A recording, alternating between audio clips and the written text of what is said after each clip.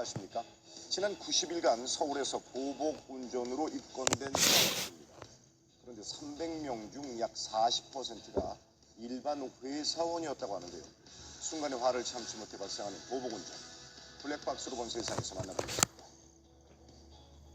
이제 본네트 위에 올라가가지고 차 밑에 누워가지고 제보자의 차 앞을 가로막습니다. 당하고 나니까 참 가슴이 쿵쾅쿵쾅 뛰더라고요. 100일이 된 딸을 생각하며 즐거운 마음으로 집으로 향하고 있었는데요. 그때 제보자의 뒷차가 경적을 울립니다. 우회전을 했는데 이제 진로에 방해를 받았나 봐요. 경적 소리를 냈던 검은색 차량이 제보자의 앞으로 끼어듭니다. 제보자도 경적을 눌러 주의를 주는데요. 급정거도 하고요. 예, 그런데 앞 차량이 주춤주춤 하더니 정차합니다. 운전자가 내렸네요. 내려서 제보자한테 다가옵니다. 그 소리를 지르는데요. 동승자가 말려보지만 운전자는 제보자를 향해 계속해서 뭐라고 하는 것 같죠? 입에도 담을 수 없는 욕을 좀 많이 들었죠. 욕을 담을 짓은 아닌데 기분이 많이 나빴죠. 자, 그렇게 상대 운전자와 몇 마디 나누고 돌아온 제보자. 그런데 운전자가 흥분을 가라앉히지 못하는 것 같네요. 이쪽으로 돌아오는데요. 차량으로 뛰어와서 아이고, 이게 보이게. 웬일입니까? 이게 웬일입니까? 아하, 이 정도면 이건 아니죠. 분노 조절장애 아닌가요? 이게 무슨 행동입니까? 차 방향을 옆으로 돌리는데 돌에 누워서 길을 막아버립니다. 아이고, 말리는 동승자가 더 안쓰럽네요. 여기에 보복 운전 너무 심하게 해가지고 차가 지금 다 막히가 자, 서둘러 지금 신고를 하는데요. 일단 옆에서 빼고 얘기를 하자. 그 얘기를 했는데도 불구하고 그 친구가 많이 흥분을 해가지고 젊은 분 같은데. 내가 저런 일을 당할 수 있을까라고 생각을 했는데 마음의 상처는 좀 깊죠.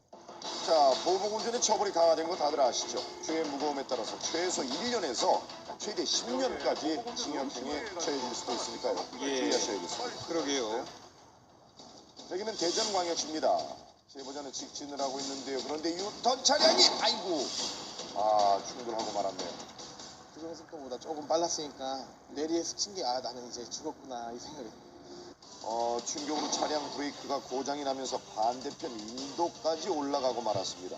구입한 지 한 달밖에 되지 않은 차는 이상으로 폐차가 됐는데요.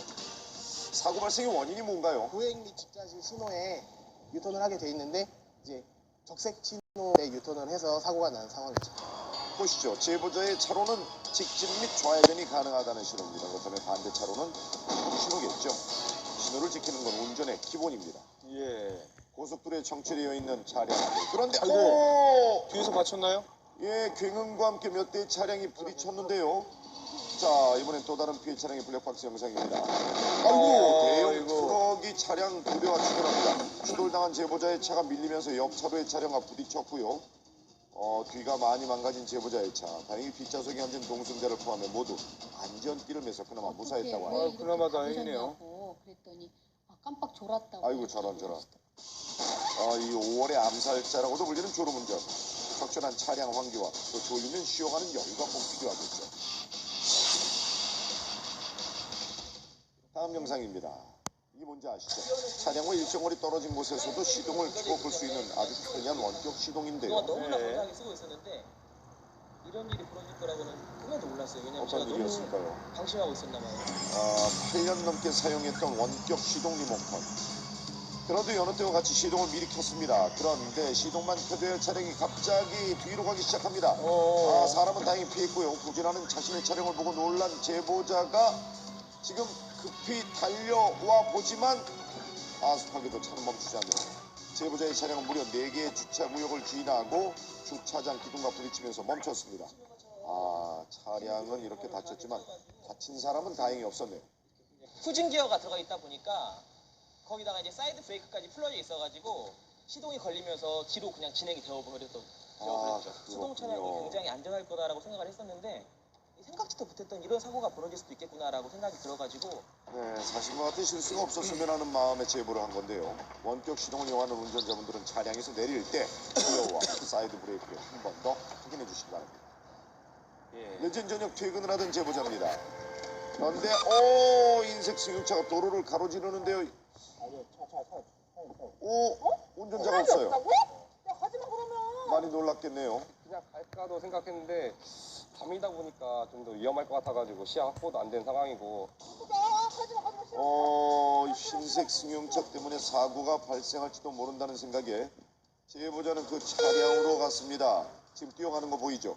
다행인지 아닌지 애매하긴 하지만 차문이 열려 있었고요. 사이드 브레이크를 채우고 또 비상등도 켜졌네요. 우리가 내리막길이다 보니까 이렇게 크게 한 바퀴 돌더라고요. 핸들이 약간 틀어져 있더라고요 보니까.